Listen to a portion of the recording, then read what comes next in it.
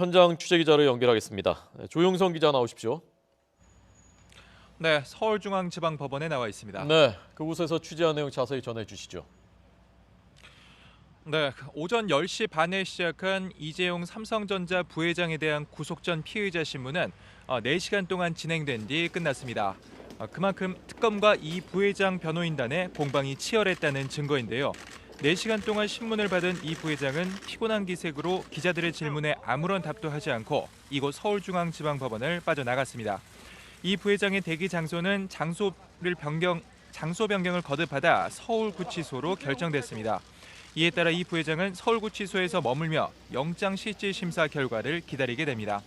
신문이 끝난 뒤 이 부회장 변호인인 송우철 변호사는 사실관계 범위에서 재판부에 충분히 소명했고 법원에서 현명한 판단을 해줄 것으로 확신한다고 말했습니다.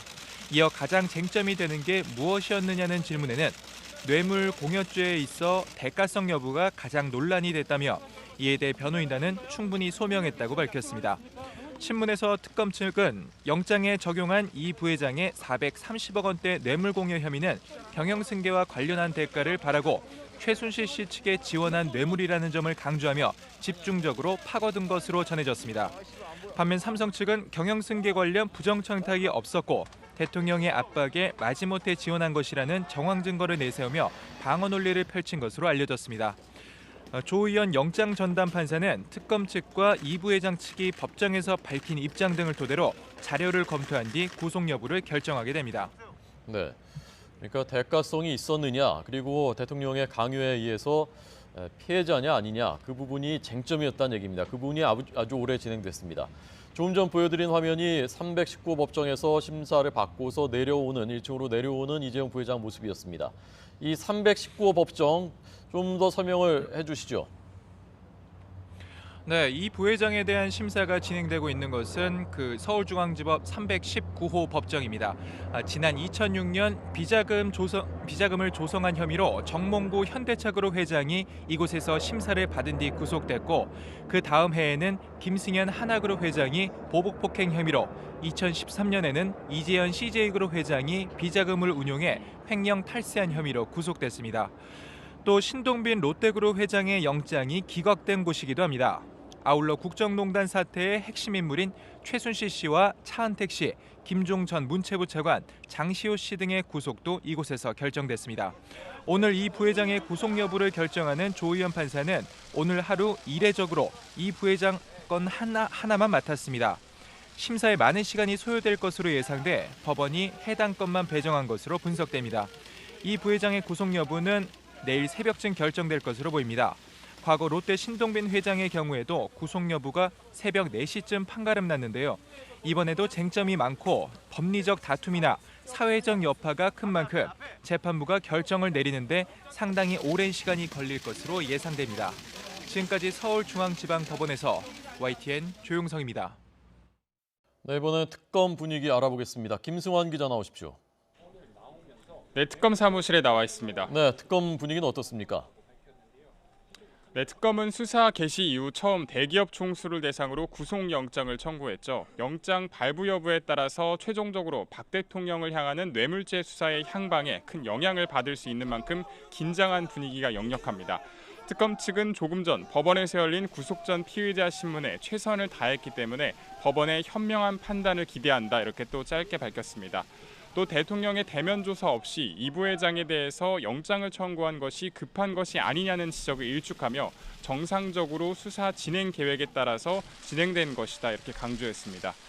이 부회장은 애초 법원에서 열리는 구속 전 피의자 신문에 출석한 뒤 다시 특검으로 돌아와서 구속 여부를 기다릴 예정이었습니다.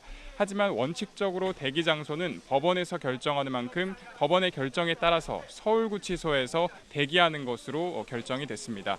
구속영장이 발부가 되면 이 부회장은 서울구치소에 그대로 수감된 상태로 구치소와 특검을 오가며 조사를 받게 됩니다.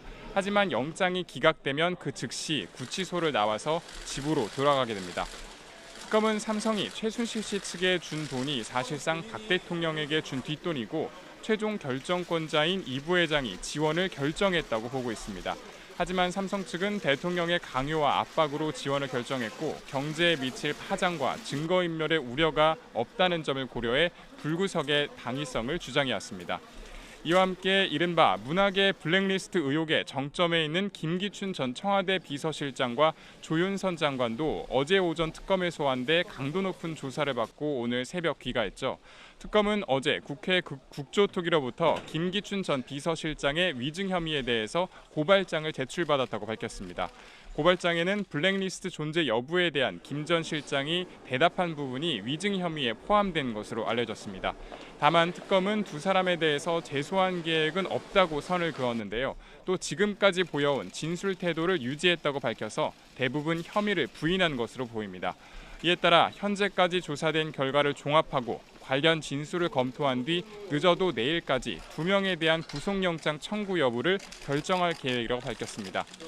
특검은 오늘 새벽까지 김영재 원장도 강도 높게 조사했는데요. 김 원장을 상대로 이른바 보안 손님으로 청와대를 쉽게 드나들며 박 대통령에게 비선 진료를 했다는 의혹과 최 씨와의 친분으로 특혜를 받았는지 등을 집중적으로 추궁했습니다. 특검은 김영재 원장에 대해서도 늦어도 내일까지 구속영장 청구 여부를 결정할 예정입니다. 지금까지 서울 대치동 특검 사무실에서 YTN 김승환입니다.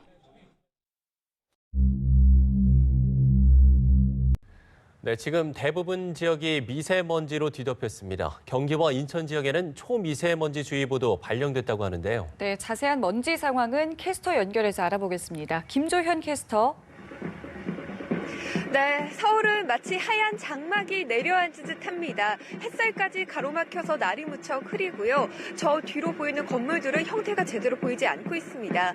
다시 바람길이 열리면서 중국발 스모그가 유입되고 있습니다. 지금 전국적으로 미세먼지, 초미세먼지 농도가 짙게 나타나고 있습니다. 이 시각 먼지 농도를 보시면 서울과 원주가 121, 부산 100마이크로그램으로 평소 대비 2배가량 높은 나쁨 수준의 대기질 보이고 있고요.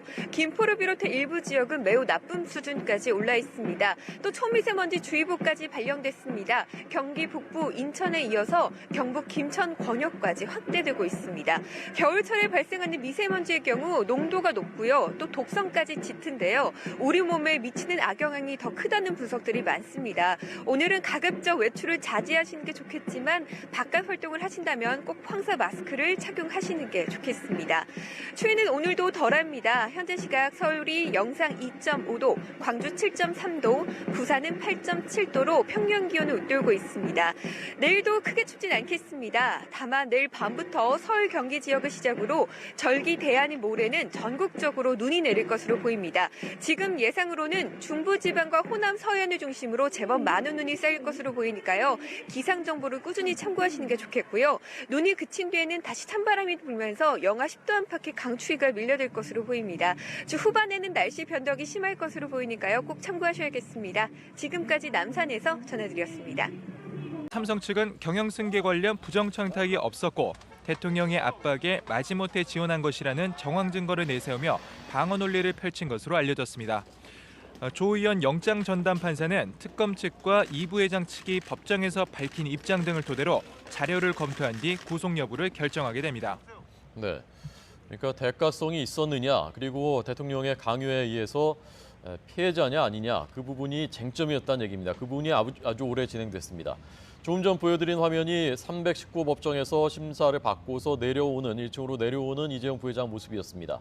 이 319 법정 좀 더 설명을 해주시죠. 네, 이 부회장에 대한 심사가 진행되고 있는 것은 서울중앙지법 319호 법정입니다. 지난 2006년 비자금을 조성한 혐의로 정몽구 현대차그룹 회장이 이곳에서 심사를 받은 뒤 구속됐고 그 다음 해에는 김승현 하나그룹 회장이 보복폭행 혐의로 2013년에는 이재현 CJ그룹 회장이 비자금을 운용해 횡령 탈세한 혐의로 구속됐습니다. 또 신동빈 롯데그룹 회장의 영장이 기각된 곳이기도 합니다. 아울러 국정농단 사태의 핵심 인물인 최순실 씨와 차은택 씨, 김종 전 문체부 차관, 장시호 씨 등의 구속도 이곳에서 결정됐습니다. 오늘 이 부회장의 구속 여부를 결정하는 조 의원 현장 취재기자를 연결하겠습니다. 조용성 기자 나오십시오. 네, 서울중앙지방법원에 나와 있습니다. 네, 그곳에서 취재한 내용 자세히 전해주시죠.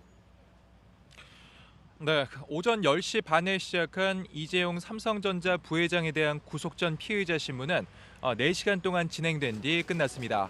그만큼 특검과 이 부회장 변호인단의 공방이 치열했다는 증거인데요. 4시간 동안 신문을 받은 이 부회장은 피곤한 기색으로 기자들의 질문에 아무런 답도 하지 않고 이곳 서울중앙지방법원을 빠져나갔습니다. 이 부회장의 대기 장소는 장소 변경을 거듭하다 서울구치소로 결정됐습니다. 이에 따라 이 부회장은 서울구치소에서 머물며 영장실질심사 결과를 기다리게 됩니다. 신문이 끝난 뒤 이 부회장 변호인인 송우철 변호사는 사실관계 범위에서 재판부에 충분히 소명했고 법원에서 현명한 판단을 해줄 것으로 확신한다고 말했습니다. 이어 가장 쟁점이 되는 게 무엇이었느냐는 질문에는 뇌물 공여죄에 있어 대가성 여부가 가장 논란이 됐다며 이에 대해 변호인단은 충분히 소명했다고 밝혔습니다. 신문에서 특검 측은 영장에 적용한 이 부회장의 430억 원대 뇌물 공여 혐의는 경영승계와 관련한 대가를 바라고 최순실 씨 측에 지원한 뇌물이라는 점을 강조하며 집중적으로 파고든 것으로 전해졌습니다. 반면 다시 특검으로 돌아와서 구속 여부를 기다릴 예정이었습니다. 하지만 원칙적으로 대기 장소는 법원에서 결정하는 만큼 법원의 결정에 따라서 서울구치소에서 대기하는 것으로 결정이 됐습니다.